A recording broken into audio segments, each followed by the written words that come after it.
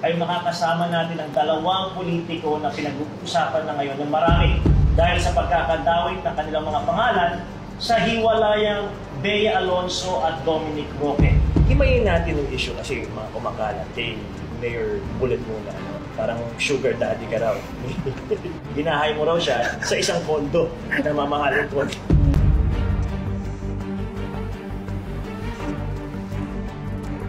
We'd both like to say thank you for giving us a platform na pwede ma-clarify namin yung mga issues na binabato sa amin and sa mga tao.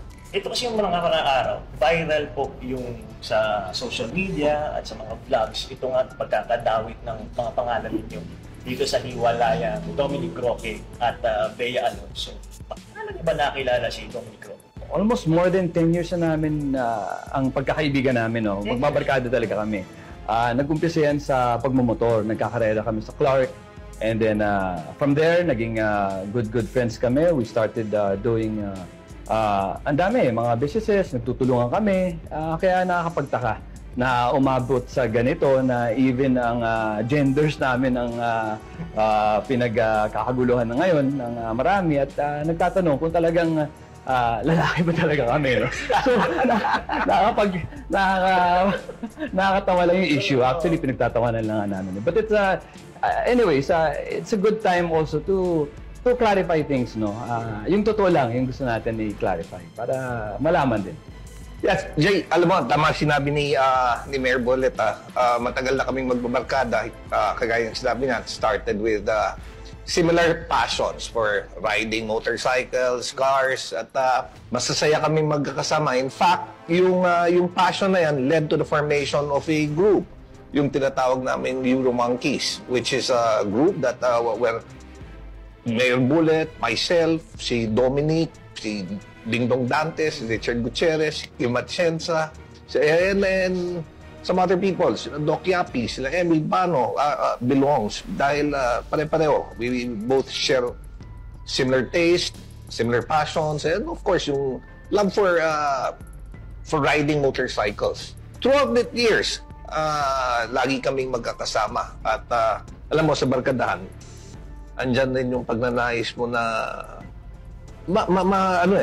diyan din kayo magtutulungan eh. And in fact, siguro itong issue kung saan nadama yung pangalan ni Mayor Bullet at pangalan ko dahil sa pagnanais namin na matulungan yung mga kaibigan namin.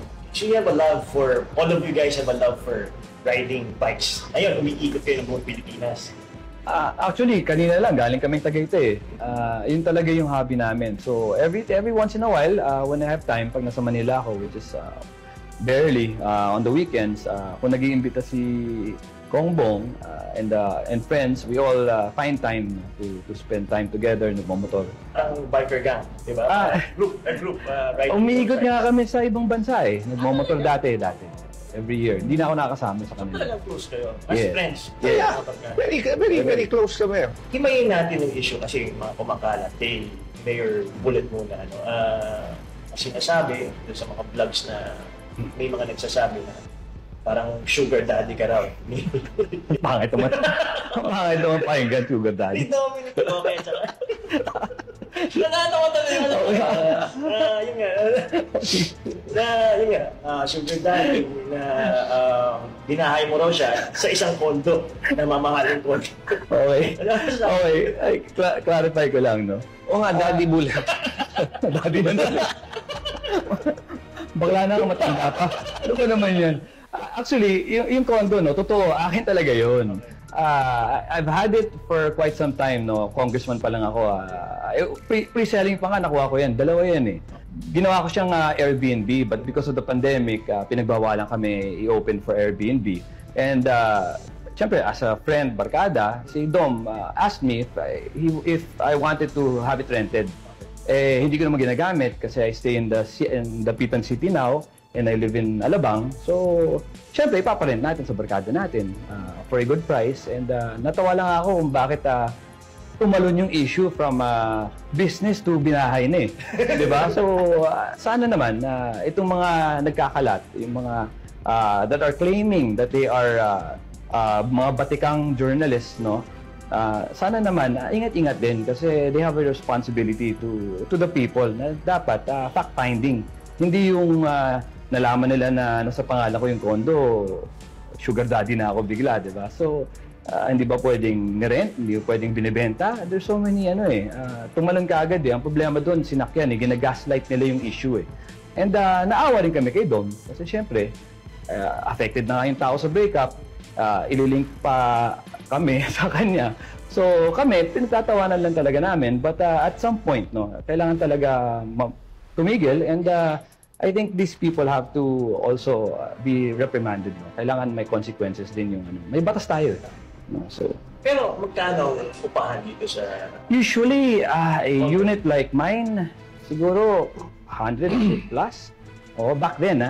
Pero ang usapan namin ni Dom, 50% lang provided na aayusin niya. So inayos niya lahat. Yung pinakita niya sa video, totoo yun. Inayos niya from the ground up. Sabi ko, sige, wala akong gagawin. Kasi sira-sira na rin siya. Tumutuklap na yung sahig. Pinatiles na niya. Sabi ko, sige bro, ayusin mo.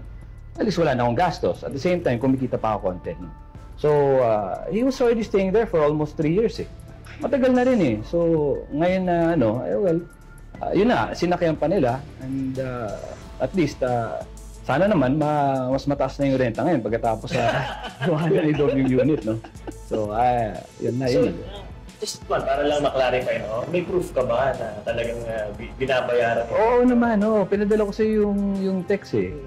Inaano ko siya eh, pare bayaran mo na yung utang ko. And I'd wait for a couple of months before he'd make the deposits eh. Okay lang, sige lang. No problem, di naman ako namamagal. Importante, the place is being rented and hindi siya nasira. So, wala namang ibang... Kasi wala namang gumamit. Yun na nga. Yun na nga. Hindi, sinapabayad ko sa kanya. Hindi yung pinahiram. Hindi ko na siya binahay Clarify lang Baka kasi, nowadays sensitive na ako sa mga usapang ganyan. Kailangan, pati damit ko, kailangan talagang hindi pwedeng mag-pink. Hindi pwedeng... Nothing against the LGBTQ. Kaibigan tayo lahat. Pero hindi talaga ako. I guess. Hindi kayo tinanong mga vloggers or reach out? Wala. Talagang demolition na job eh. I hope na because of this, magkakapangil na yung batas and I will do some legal actions against this. Puro halakhak, tawa at pasintabi lamang po ang aking sinasabi. Ang sinabi ko, Dominic Roque, alam mo na hindi ko lang inimbento ang kwentong ito. Alam mo na may politikong may-ari ng condominium unit na iyong tinitirhan. Ikaw dapat ang magsabi, hindi ako. Excuse me po. Ikaw dapat ang magliwanag, magbigay ng linaw kung sino ang politikong may-ari ng condo unit. Hindi kailangan sa akin manggaling. Hanggang sa dumami na po ng dumami ang mga pangalan na nauugnay. Mga pangalan po ng mga politiko na walang kinalaman sa issue. Narinig niyo po ba? May naramdaman po ba kayong binanggit namin na pangalang Mayor Bullet Halosos? Ito po ay patutunayan ko. Mula nang salatin ko po ang issue ng breakup ni Bea Alonso at ni Dominic Roque, ni isang banggit po ng pangalan nitong si Mayor Bullet Halosos ay hindi ko binitiwan. Kahit po initials, kahit po clue tungkol sa kanya, wala po kayong nalaman mula sa akin. Hindi po ako nagsalita. Tiwa-tiwayway po ang mga tinatanggap ko, mga text messages ng pagtatanong kung sino ang may-ari. Hindi ko po sinasabi kung sino. Nagpapasintabi po ako na mas maganda kung kay Dominic Roque manggagaling kung sino talaga ang may-ari ng condo unit na ito. Hindi ko nga po binanggit kung ano yung condo unit na yan at kung saan makikita, samantalang alam na alam ko po ang address. Wala po kayong narinig mula sa akin. Kaya ako po ay nagtataka. Bakit nagpa-interview si Ginoong Bong Suntay at si Mayor Bullet Halosos na sila daw po ay kinu-question na ngayon ang kanilang mga gender, ang kanilang kasarian. At ayon po dito sa pahayag ni Dominic Roque, ay nanghingi daw po siya ng paumanhin kay Mayor Bullet Halosos at sa pamilya nito dahil nadamay daw po sa mga walang kapararakang issue itong si Mayor Bullet Halosos at defamatory daw po yung mga nasasabi. Malisyoso daw po, mapanirang puri. Nasaan po ang pangalan ni Mayor Bullet Halosos? Pamula ng aking salatin ang kwento tungkol sa hiwalayan ni Bea at Dominic Roque. Wala silang maituturo.